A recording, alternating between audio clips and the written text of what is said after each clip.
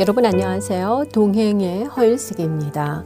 최근에 넷플릭스에서 방송된 나는 신이다. 신이 배신한 사람들이라는 이 다큐멘터리가 연일 화제가 되고 있습니다.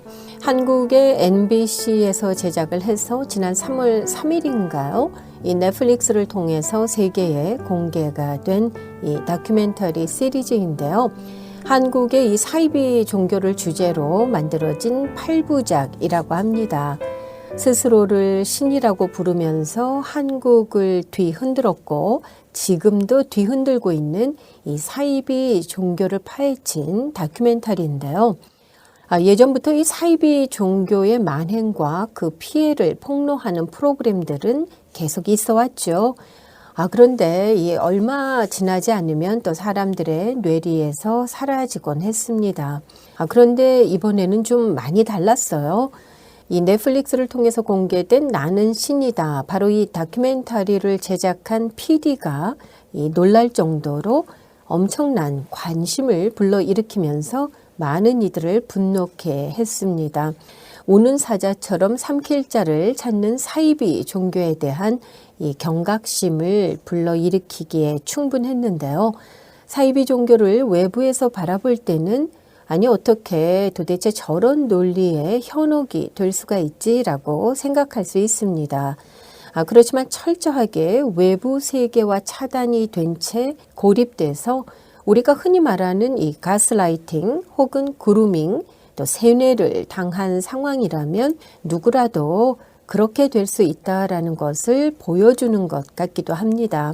많은 이들이 이 다큐멘터리를 보면서 신변의 위협에도 불구하고 끝까지 포기하지 않은 제작진과 또 인터뷰에 응한 탈퇴자들, 특히 30년 이상을 이 사이비 이단과 싸워온 단국대 김도형 교수를 비롯해서 많은 사람들의 용기에 감동하고 또 찬사를 보내고 있습니다.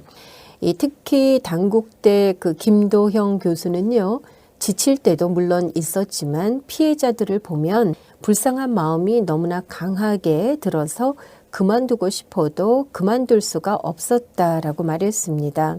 또한 누가 과연 저 사람들을 보호해주고 함께 싸워줄 수 있을까 하는 생각에 한 발, 두 발 다가가다 보니까 여기까지 오게 된 것이라고도 했습니다. 한편 이 나는 신이다를 제작한 조성현 PD는요. 자신의 가족들 중에도 이 사이비 종교 피해자가 있다고 말했습니다. 또한 바로 이 곁에 친구 중에도 사이비 종교의 피해자가 있었다면서 더 이상 사이비 종교는 남의 이야기가 아니라 자신의 이야기였기 때문에 언젠가는 꼭 다루어야 하는 숙제 같은 주제였다고 그 기획 의도를 밝혔습니다. 종교의 자유가 보장되어야 한다는 것은 당연하죠. 그렇지만 이 자유를 넘어선 방종 혹은 범죄와 연루된다면은 더 이상 종교의 자유라는 이유만으로 방관될 수는 없는 일이라는 건데요. 제가 이 시간을 통해서도 말씀드린 적이 있습니다. 작년 미국의 미리엄 웹스터 사전이 선정한 2022년의 단어가 가스라이팅이었다는 것만 봐도요. 이 가스라이팅 혹은 그루밍, 세뇌의 심각성이 어느 정도인지 알 수 있을 것 같기도 합니다. 저는 최근에 이런저런 소식들을 접하면서 안델센의 동화죠. 벌거벗은 임금님이 생각이 났어요. 여러분께서도 아시겠지만 내용을 간략하게 정리를 해보면은요. 한 나라에 허영심 많은 임금이 있었습니다. 특히나 옷을 너무 좋아해서 항상 특별한 남다른 옷을 원했고 거울 앞에서 자신의 모습에 취해 떠날 줄 모르는 사람이었죠.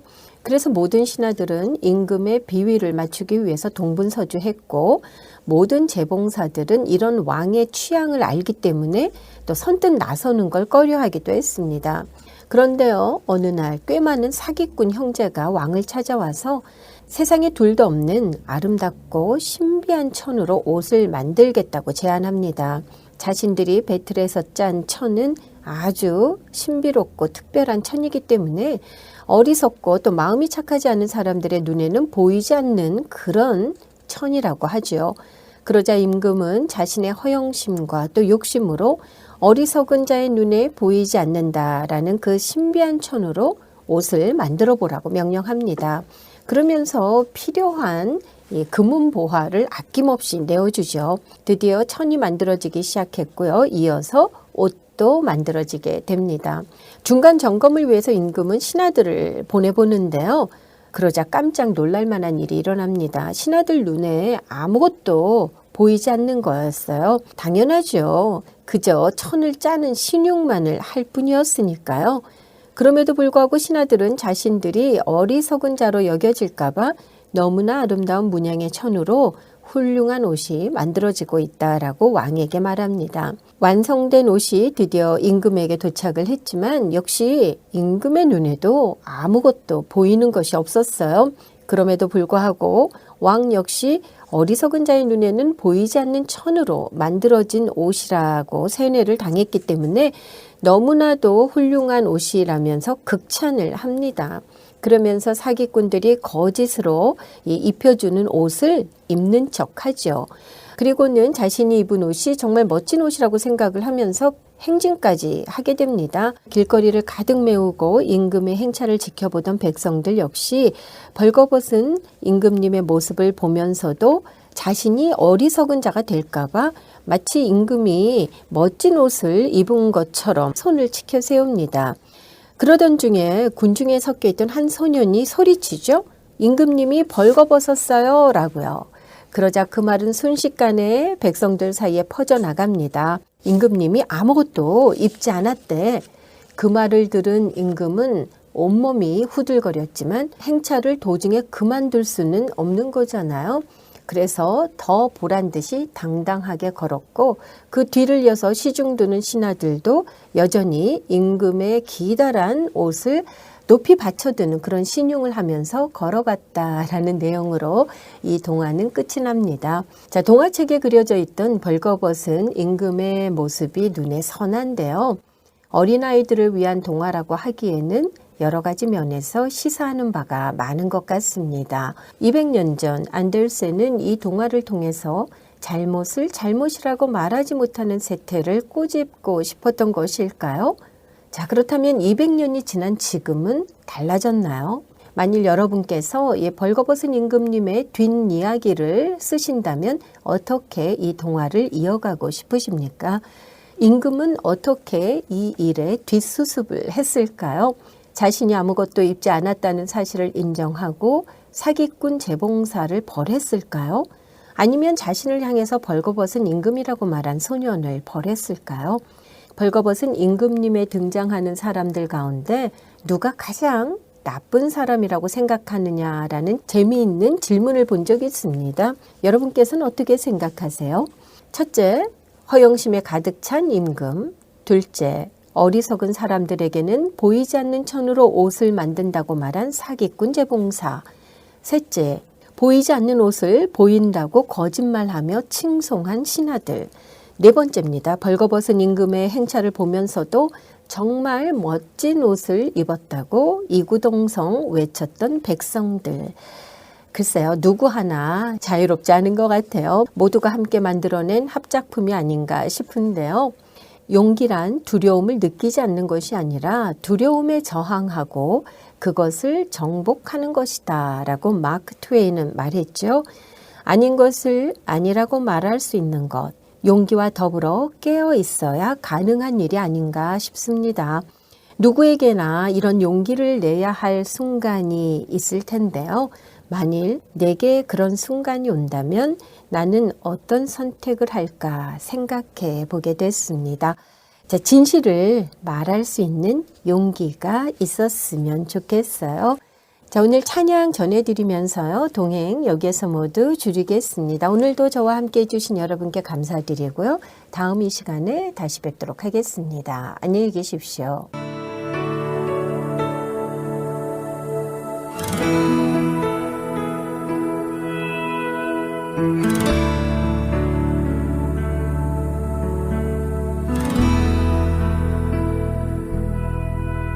주님 말씀하시면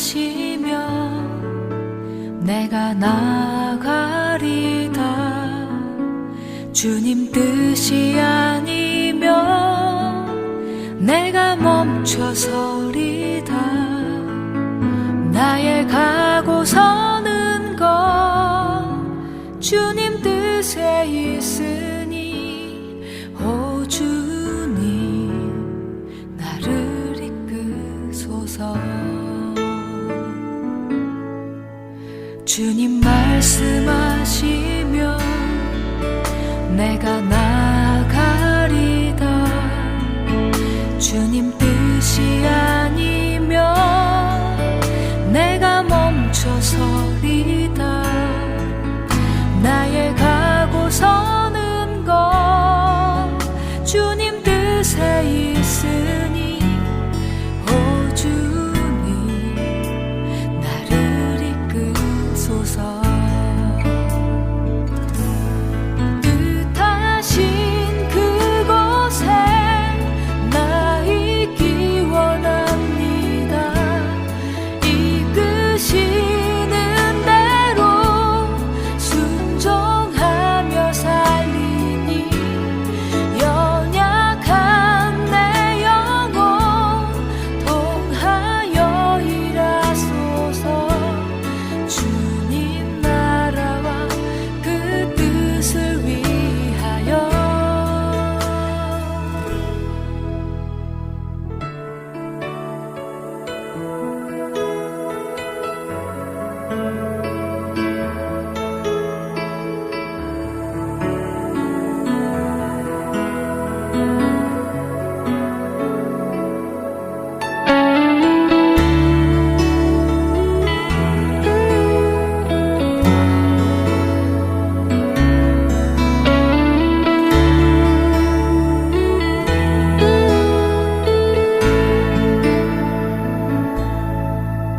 주님 말씀하시면 내가 나아가리다. 주님 뜻이 아니면 내가 멈춰서리다.